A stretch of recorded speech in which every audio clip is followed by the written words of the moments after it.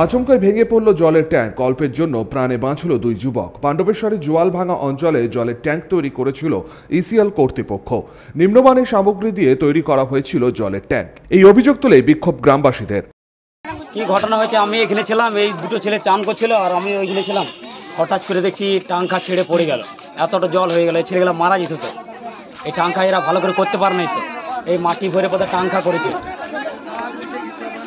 কারা করেছে টাঙ্কি? কারা করেছে এখানে প্যাচের দিকে করা হয়েছে।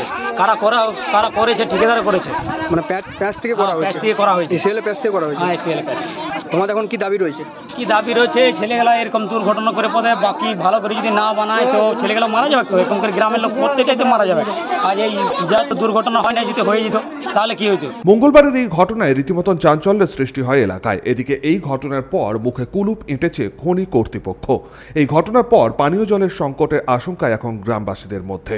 ঘটনাস্থলে পৌঁছায় পাণ্ডবেশ্বর থানার পুলিশ। প্রলয় বন্দ্যোপাধ্যায়, 99 নিউজ বাংলা, পাণ্ডবেশ্বর।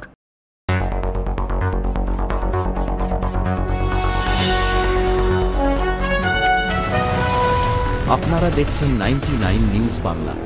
বদলাবো আমরা।